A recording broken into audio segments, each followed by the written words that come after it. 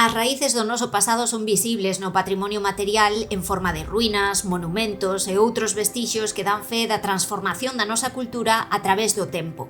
Mais como vimos ata agora, tamén podemos coñecer a nosa historia a través do manto lingüístico que cobre cada recuncho do noso territorio. Neste novo episodio de Na Terra Fonda, imos falar da orixe de algúns dos nosos topónimos, onde se poden ver as pegadas que deixaron neles outras culturas que en algún momento formaron parte da nosa historia. É imposible saber con seguridade cantos topónimos hai en Galiza. Filgueira Valverde dicía que 3 millóns e o padre Sarmiento que cada palmo de terra ten o seu nome. A toponimia é o resultado de todo un proceso de conxunción entre o ser humano e a terra. Esa terra que funciona como un palincesto onde os homes e mulleres van escribindo a súa forma de vivir, as súas relacións sociais, a historia incluso da lingua ou feitos enlleiros que se producen nun momento determinado da historia. Nesta narración en forma de nomes de lugares atopamos 3 características da nosa toponimia, como explica Vicente Feijóo: a súa abundancia, a súa variedade e a súa preservación co paso dos séculos. En xeral temos moita toponimia prerromana, os nomes dos ríos, dos grandes montes e toponimia prerromana. Claro, antes dos romanos, antes que chegaran os romanos, aquí falábanse outra lingua, que foi sustituída polo latín.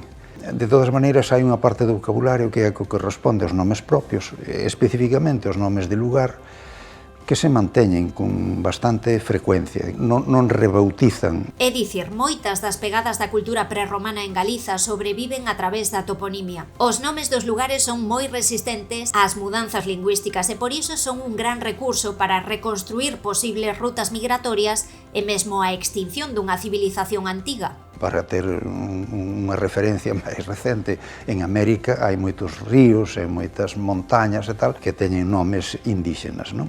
Pois aquí tamén pasou igual. Houve moitos nomes que perviviron da lingua que se falaba aquí cando chegaron os romanos, que era basicamente celta. E seguramente os celtas xa respetaron nomes de ríos e de montañas que se dicían por linguas que se falaban anteriormente, no Paleolítico. Pero non sempre é doado dar coa orixe destes topónimos prerromanos. Moitos foron latinizados polos romanos aplicándolles ás palabras orixinais a fonética propia do latín. É por iso que nomes de lugares como Cillobre ou Dumbría parecen carecer de significado, mais ao comparalos co léxico gaélico irlandés, as palabras adquiren sentido.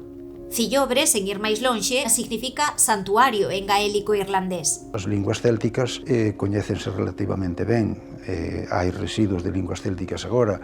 Resulta que hai 2 linguas indoeuropeas, unha é o celta. O celta sabemos que non tiña P inicial, pero hai bastantes topónimos en Galicia prerromanos que teñen P inicial, do tipo páramo.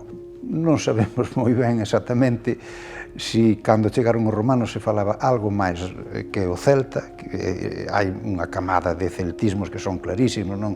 Nomes acabados en bre, tallobre, callobre, etc., ou briga, brigantium, braganza, etc. Pero hai outros que son indoeuropeos, pero non entran no canon do que é o celtismo, a celticidade. Vexamos, por exemplo, o caso de Boiro. Unha teoría moi extendida con respecto á etimoloxía deste topónimo di que o nome deriva de bouro, facendo referencia á calidade do metal. Mais ao facer unha comparación coa toponimia gaélica irlandesa, a palabra adquire un significado moito máis acaído para a zona. Boir, en gaélico irlandés, significa pedra, e en Irlanda, Boireán fai referencia a un lugar con moitas pedras. Outro caso semellante é o de Samos. Se ben, algúns pensan que a orixe do nome está relacionada con Grecia, para outras persoas fai referencia á divinidade celta Samas, xusto o deus ao que se lle rende tributo cada 31 de outubro coa festa irlandesa de orixe céltica Samaín. Estes exemplos confirman a presenza de poboacións prerromanas a principios do primeiro século despois de Cristo, mais non só as culturas prerromanas deixaron pegada no noso territorio. A maior parte dos nosos topónimos son latinos ou romances. Ben, por riba deste estrato hai un estrato xermánico. No estrato xermánico hai moi poucas palabras do vocabulario común que se conserven no galego, non? E igualmente tamén na toponimia. Por exemplo, unha delas é Sala, Sala que en galego dá Sá, e o resto foi producida en época posterior á chegada dos xermánicos aquí a Galicia, porque son nomes de posesores. É dicir, ás zonas poñíaselles o topónimo tendo en conta o nome da persoa dona desas terras. E claro, como acontece hoxe, daquela tamén había modas.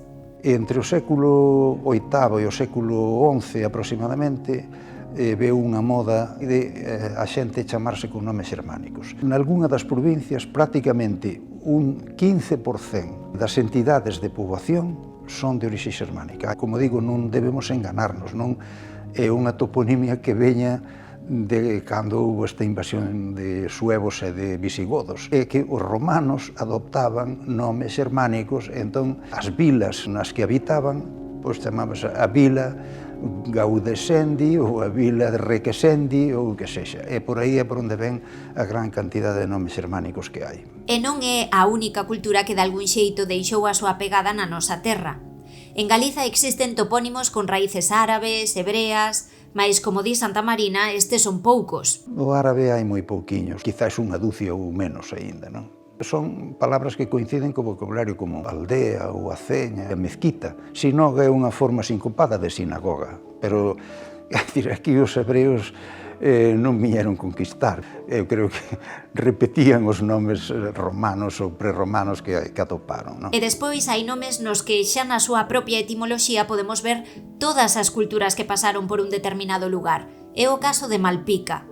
Malpica ten unha base pre-indoeuropea, logo ten unha base indoeuropea, e se lle engadimos a Atalaya de Malpica, temos unha base árabe. E as tres significan o mesmo, alto, é o que lle chamamos un topónimo tautolóxico. E hai que ter en conta así mesmo que moitos nomes se repiten por mor das conquistas. Cando hai algunha guerra, cando hai algún conflito, a xente bautiza sitios con nomes extravagantes. Hai sitios aquí en Galicia que se chaman Corea ou que se chaman Katanga. Larache ou Laracha é moi posiblemente un recordo do Larache árabe, do Larache que hai en África, non? Quer decir que por imitación dunha cidade emblemática de outro país, pois chámanse así, non? Así que os nomes viaxan tamén, e é impredecible, si, os que van viaxar e os que non. Os topónimos son palabras escorregadizas. Aínda así, é a través da toponimia que podemos acceder a lugares do pasado aos que non poderíamos chegar doutro xeito. Hai instalacións de topónimos que teñen data de nacemento. Aquí onde estamos, do 15 para 16, xa 16 de outubro, na amañecida, como facían os terroristas e os represores franquistas daquela, e mataron a 7 mariñeiros, un ferreiro e un labrejo de Baiona e de Panxón. O único problema era pensar distinto, e desde aquel día, 16 de outubro do 36, este sitio ten nome a Volta dos Nove ou a Enseada dos Nove no mar. Como vedes, a orixe dos nosos topónimos é super importante para coñecer a nosa historia e por iso deberíamos recordalos. E vos, coñecedes a orixe de algún topónimo que queirades compartir con nós? Facedeo nos comentarios e non perdades o último episodio de Na Terra Fonda.